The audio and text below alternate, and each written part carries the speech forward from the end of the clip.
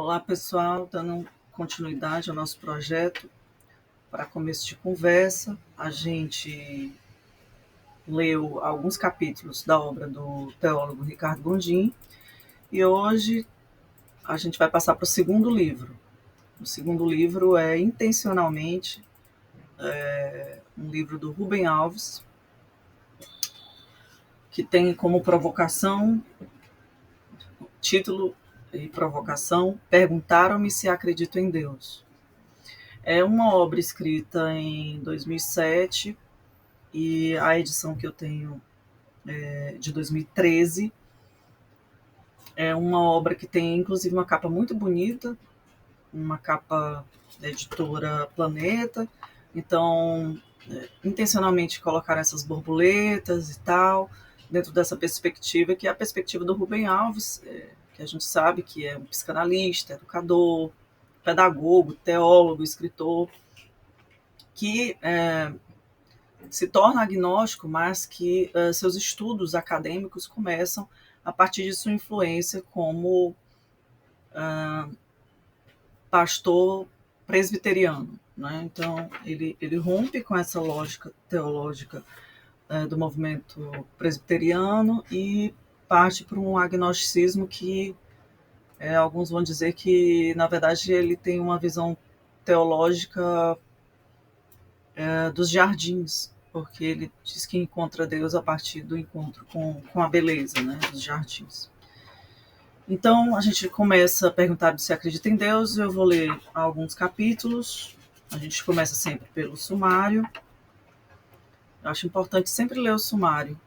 Inclusive, é uma dica que eu dou. Se você for comprar um livro, compre a partir... Eu sempre digo, primeira frase, a gente já disse no outro vídeo, é a primeira frase do livro. Deixa eu ver, por exemplo, aqui. O primeiro período, né? Mosaicos são obras de arte. Essa primeira frase, para mim, ela tem uma provocação filosófica interessante. E depois de ler a primeira frase, você vai para o sumário. O sumário é essa catalogação dos capítulos. E a gente vai ler. Primeiro capítulo, explicação, que a gente vai ler agora. Capítulo 2, no princípio jardim. Capítulo 3, o abraço de amor. Capítulo 4, a alma. Capítulo 5, a inveja. Capítulo 6, Deus e a beleza. E a gente vai perceber que a versão teológica dele, ela é chamada de teopoesia, porque ele encontra Deus na beleza, na arte, na música, nos jardins, na fala das crianças, por isso que também ele ficou conhecido como um grande escritor de contos infantis. 7, a Arca de Noé. 8, a tranquilidade das ovelhas. 9, a ressurreição. 10, a esperança, isso aqui é algo que eu pretendo ler também. 11, o Deus criança, e aí essa perspectiva teopoética de entender a percepção da eternidade teológica e da visão de tempo da criança, mas depois a gente conversa. 12, sem débitos e sem créditos. 13, o travesti e os religiosos, também pretendo ler esse aqui. 14, o homem sem pecados e a prostituta. 15, o jardim e as pedreiras. 16, o rico que não tinha sabedoria. 17, pureza de coração é amar uma só coisa. 18, vivendo a vida como as crianças vivem. Talvez eu também leia esse. A minha meta é ler apenas, no máximo, 4 capítulos do livro, porque senão a gente fica dando spoilers demais do livro. 19, sobre a felicidade, que também é um tema que eu gosto muito na filosofia. 20, sobre a oração.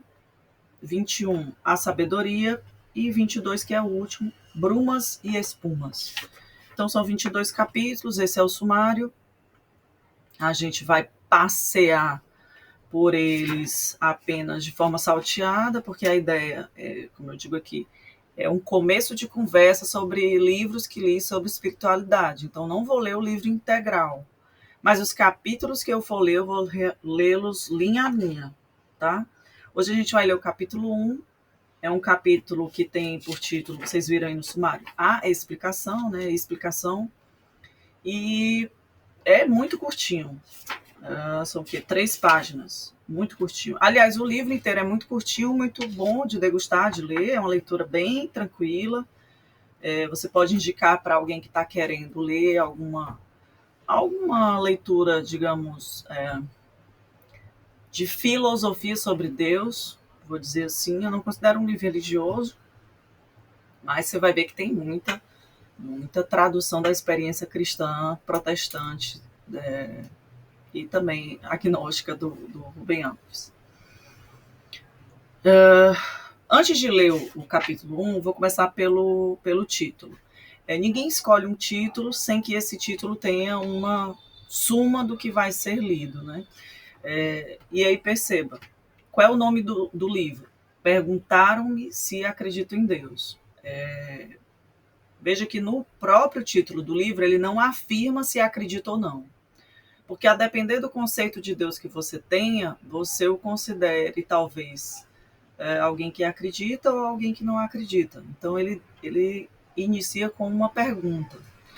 E quando chega no capítulo 1, propositalmente, ele explica. Antes de falar da explicação, é importante entender que não procure no Rubem Alves respostas dogmáticas.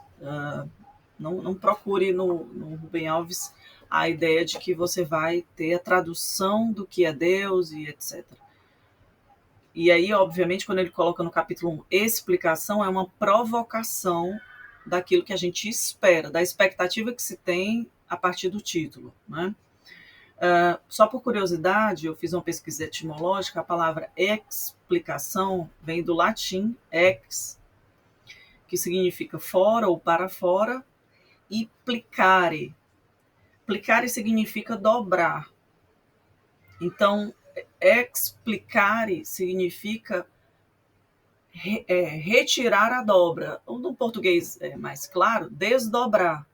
Então, a explicação seria desenrolar uma coisa que está confusa, que está enrolada. Aqui no Ceará a gente utiliza muito essa expressão, desenrola aí para mim, pronto, explicare, desdobrar algo, tentar tornar aquilo facilitado. Então não é algo para a verdade do ponto de vista dogmático, religioso, do verdadeiro e do falso, mas do desdobrável, né, daquilo que ele consegue entender da pergunta que foi feita a ele. Rubem Alves, você acredita ainda em Deus? Então, bora lá. Capítulo 1, a explicação. Dessa vez, diferente da leitura que eu fiz do Ricardo Coutinho, eu estou colocando 2 páginas ao invés de uma. E aí eu não sei se vai ajudar ou complicar, mas, enfim, fiz assim. Talvez eu mude. Mosaicos são obras de arte. Aí, antes de continuar a leitura, eu faço questão de colocar aqui a figura de um mosaico, que era muito utilizado pela igreja, né? Ele, como presbiteriano, ainda pegou um pouco disso. A igreja presbiteriana é um movimento protestante que ainda tem essa relevância histórica ainda na construção dos seus, ou tinha, né, dos seus templos. A igreja presbiteriana se envolveu com o movimento bolsonarista na campanha política aqui do Brasil, então, enfim, se perdeu. Mas, pelo menos do ponto de vista do uso dos mosaicos, isso é algo que está, por exemplo, nas igrejas góticas, a gente vê muito, que é a utilização desses pequenos vitrais coloridos que vão formar figuras bonitas, né, de santos, de elementos religiosos. Eu coloquei aqui um pequeno mosaico de um dos principais símbolos do cristianismo, que é esse peixinho, né? Alguns historiadores dizem que quando foi proibida a religião cristã, que estava surgindo ainda debaixo da perseguição do Império Romano, eles se comunicavam assim, alguém vinha e colocava na terra esse corpo do peixe e o outro completava com essa parte final aí, né? Esse rabinho aí do peixe, sei lá como é que chama isso. Então, é um símbolo clássico que eu coloquei aqui, mas para falar sobre isso, o que é o mosaico é o resultado da conjugação artística desses pequenos vidrinhos, né? Então, esse é um mosaico final. E é importante que a gente perceba isso, porque para falar sobre se ele acredita ou não em Deus, ele vai utilizar a metáfora desses pequenos vidrinhos, né? Mosaicos são obras de arte, são feitas com cacos. Os cacos em si não têm beleza alguma, mas se um artista os ajuntar segundo a visão de beleza, eles se transformam numa obra de arte. Músicas são mosaicos de sons, notas são cacos. Não são nem bonitas nem feias, mas se um compositor as organizar numa frase, elas passam a dizer algo. Transformam-se em temas. Sonatas e sinfonias são feitas com temas entrelaçados. Também nós somos feitos de cacos. Milan Kundera comparou a vida a uma partitura musical. E aqui ele vai citar um grande clássico, que se você não leu, leia o quanto antes. Eu não sou favorável a essa ideia de que a gente tem que ler todos os clássicos. E agora, e para ontem. Eu acho que tem um tempo para a gente ter contato com as obras. E você não é obrigado a ler todos os clássicos. Mas se tiver no seu time, no seu tempo, no seu momento, é um grande clássico. Eu realmente indico, se chegar esse tempo de você encontrar-se com o Kundera, leia A Insustentável Leveza do Ser. E realmente ele abre esse romance, que é um romance bem filosófico, com essa perspectiva do ser humano como um ser guiado para a arte, para a beleza, para essa capacidade quase que musical de compor os dias. E aí ele cita: o ser humano, guiado pelo sentido da beleza, transpõe um acontecimento fortuito. Aí ele coloca entre colchete o caco, porque o caco não está no original do Milan Kundera. Ele está colocando para fechar com a argumentação que ele está tendo aqui. O acontecimento, as coisas que nos ocorrem, são cacos. Para fazer dele um tema que em seguida fará parte da partitura de sua vida. Voltará ao tema repetindo, modificando, devolvendo, transpondo, como faz um compositor com temas da sua sonata. A Insustentável Leveza do Ser, página 58. Aí ele continua. Somos um mosaico espiral, a semelhança do bolero de Ravel. E espiralidade, essa perspectiva, não sei se você já viu aquela imagem do DNA. Então, a espiral é essa constante infinita, né? Então, um mosaico que não para numa imagem só. Vamos passar a página. Pronto, página 16. As escrituras sagradas são um livro cheio de cacos. E aí perceba, se você é um literalista, se você é uma pessoa que utiliza... Eita, a Siri está falando aqui. Se você é um literalista, uma pessoa que utiliza a Bíblia como, eu cumpro a letra, digamos assim, né? Você não vai concordar com essa palavra, porque ele não está dizendo que a Bíblia é um mosaico final. Ele está dizendo que a Bíblia é apenas um caco, que vai ser, obviamente, pinçado e colocado a partir da visão do artista que está manobrando esse pedacinho, que é a escritura sagrada, não é a Bíblia. É importante a gente perceber isso para que a gente não tome um caminho de crítica para quem não quer nem entender o que o autor está dizendo aqui, né? Só por curiosidade, esses dias eu estava vendo um vídeo do Willy Fomin, que é um psicanalista e faz parte da comunidade Bethesda, que é a mesma do Ricardo Gondim, e ele estava falando, segundo ele, algum membro, alguma pessoa lá da igreja, não sei, que ele encontrou, disse, pois para mim a Bíblia é sim, sim, não, não, é preto no branco, tem que ser do jeito que está mandando. Ele, pois então eu vou lhe dizer um texto do Novo Testamento para saber se você vai cumprir. Ele, claro que eu vou cumprir. Aí ele citou lá, se eu não me engano, Mateus 18, 8, alguma coisa assim. E era mais ou menos assim: se teu olho direito te faz pecar, arranque-o. Bora, cumpra. Não vai ter olho, nem braço, nem mão, não vai sobrar nada de nós. Então, ele, para explicar para aquele rapaz que perguntou, que falou isso para ele, de que ninguém segue a literalidade, porque não há literalidade, né? O que há é uma afirmação de literalidade. O que há é um mosaico mentiroso de literalidade. Então, Voltando aqui para o Rubem Alves, as escrituras são um livro cheio de cacos. Nelas se encontram poemas, histórias, mitos, pitadas de sabedoria, relatos de acontecimentos, poemas eróticos, eventos sangrentos. Eu acho que todo mundo sabe que a Bíblia é cheia de eventos, de mortes em série, vingança, traição, tem de tudo, né? Mas pouca gente sabe que a Bíblia também tem livro que tem essa parte do erotismo bem intenso, né? Que é o Cântico dos Cânticos. Então, ele está falando, olha, a Escritura Sagrada tem esse monte de caco aí. Caco histórico, poético, sangrento, enfim, o paradoxo humano. Os cacos das escrituras existiram por muito tempo como histórias, e aqui propositalmente ele utiliza a palavra história, sem o H, obviamente, com E, para já denotar que as narrativas não são narrativas de eventos que aconteceram do ponto de vista histórico formal. E aí ele vai dar exemplo, né? Por exemplo, fulano se elegeu. Isso é um fato histórico com H. Histórias são construções de percepção de vida, tá? Não tem essa ideia de acontecimento fechado.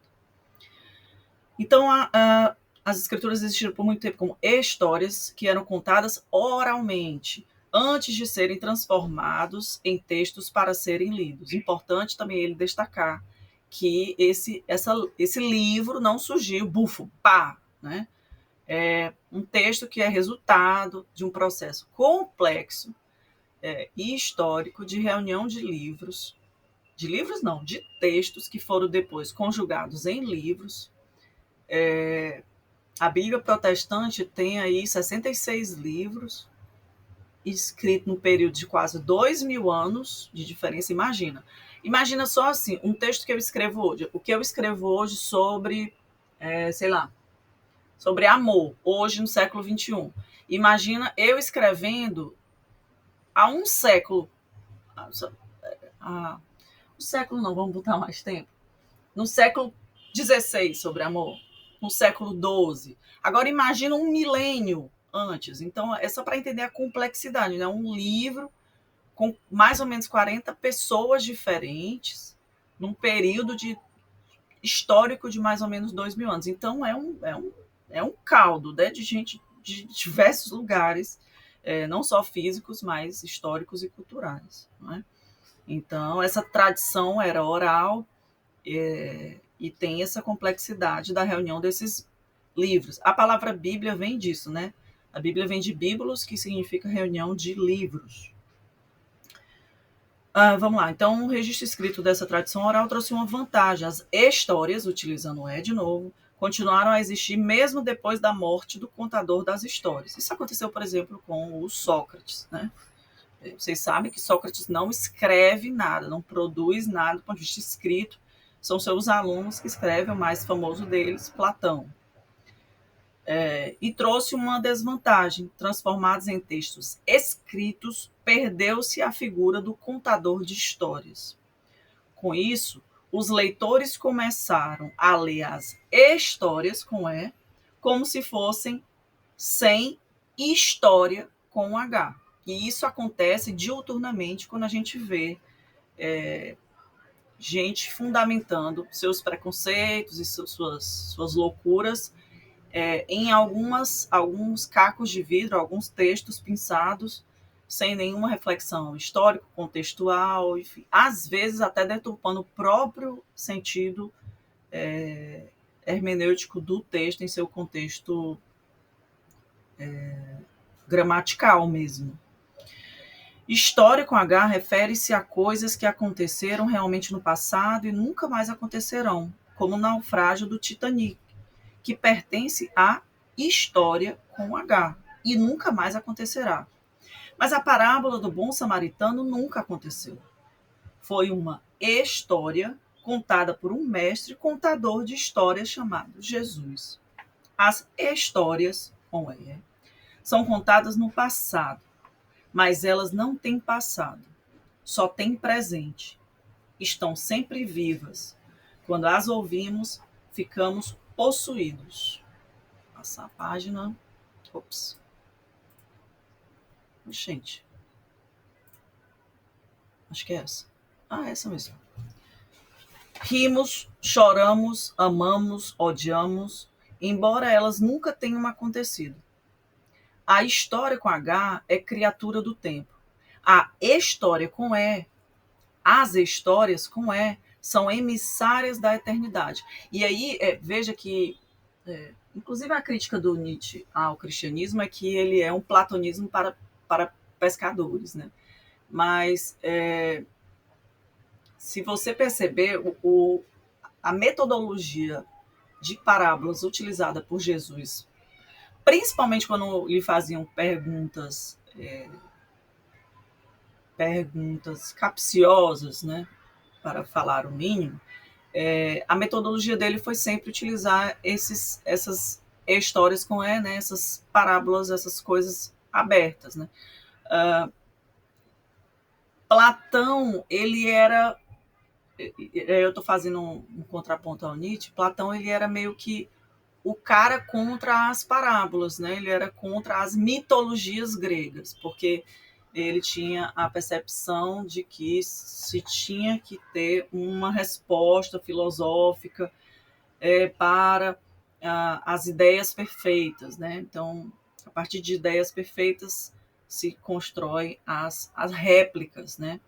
Então, ele não gostava muito da mitologia, não. Então, só para, se você algum dia ler Nietzsche, nesse ponto aqui, por exemplo, Nietzsche não atentou que Jesus utilizou parábolas, né? E o platonismo ele não era a favor dessas construções. Apesar, claro, que mesmo nas explicações platônicas ele faz uso de imagens, né? Não tem como a linguagem não recorrer. Gente, não existe construção de qualquer teoria sem um recurso imagético. Não tem como.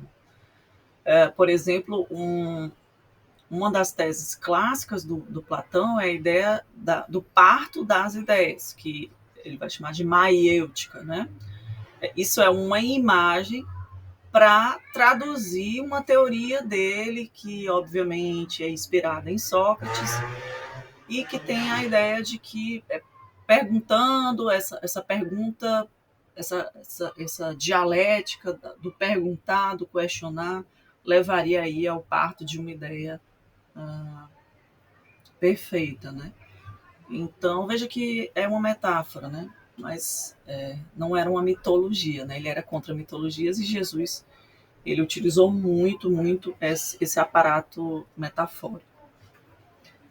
Voltando, a história é criatura do tempo, as histórias são emissárias de eternidade. Ah, sim, eu falei isso porque até hoje a gente lê muito de mitologia, por exemplo, se você faz psicanálise e não estuda mitologia grega, enfim, filosofia, você está totalmente fora do padrão de análise até, né? Por quê? Porque até hoje as narrativas mitológicas nos auxiliam na percepção e compreensão do nosso mundo, do mesmo jeito as parábolas de Jesus. Então elas têm essa pegada, a imagem tem essa pegada da eternidade, diferente da doutrina, né? É importante deixar isso aqui claro.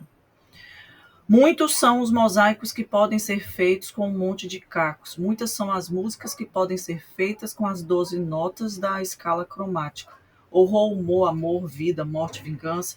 Tudo depende do coração do artista. Isso aqui é base da hermenêutica após a viragem linguística, né?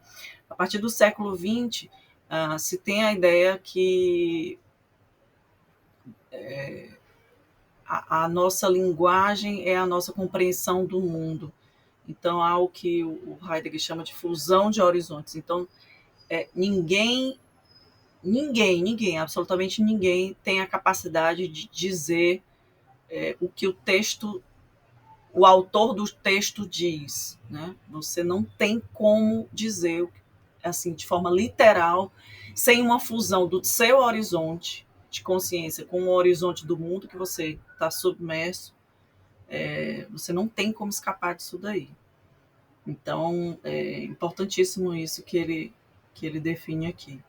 Tudo depende do coração do artista. Então, se a teologia de alguém é uma teologia destrutiva, odiosa, preconceituosa, não sei o quê, isso diz muito mais da pessoa, do coração do artista, do que do caco, que ele está lá gritando para defender.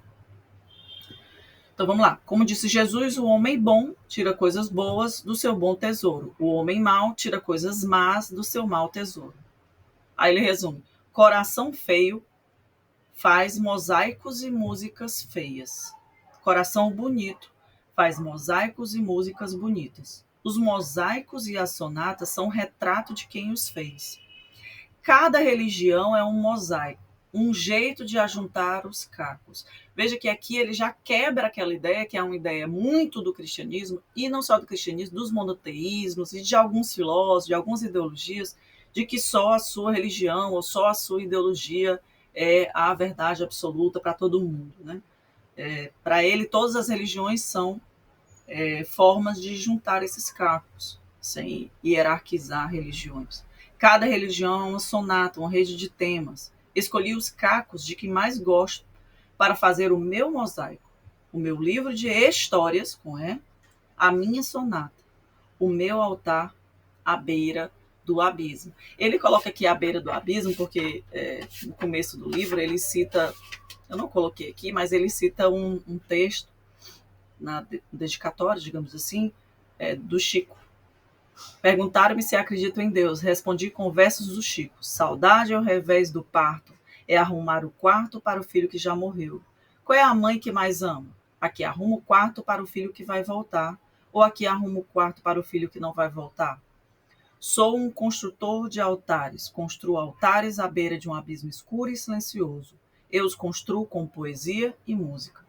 Os fogos que nele acendo iluminam o meu rosto e me aquecem, mas o abismo permanece escuro e silencioso. Isso ele coloca bem no comecinho, e aqui ele fecha definindo o seu altar como a beira do abismo, dentro do sentido de que se você queria uma resposta dogmática e clara para a pergunta, você, Rubem Alves, acredita em Deus, você não vai encontrar. Eu estava até lendo hoje aqui um livro de entrevistas que eu achei legal. Eu lembrei do Rubem Alves, que acho que era o Godard.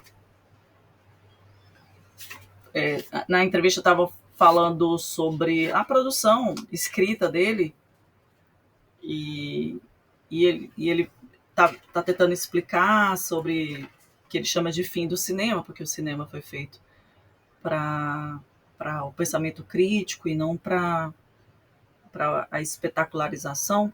E aí o entrevistador perguntando sobre o que ele sente sobre o sucesso e tal, e ele vai falar sobre como as pessoas interpretam os seus filmes e tudo.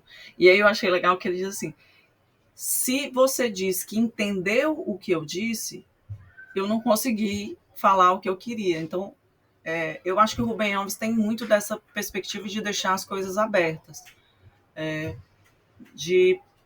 Para uma pergunta fechada, ao invés de produzir uma doutrina, produzir uma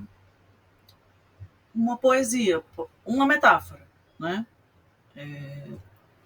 Então, eu encerro aqui o capítulo 1, explicação, e no próximo vídeo a gente vai ler outro capítulo, depois eu vou decidir qual, mas a gente fica nesse limite de ler apenas 4, para que a gente não dê muito spoiler do livro, tá bom?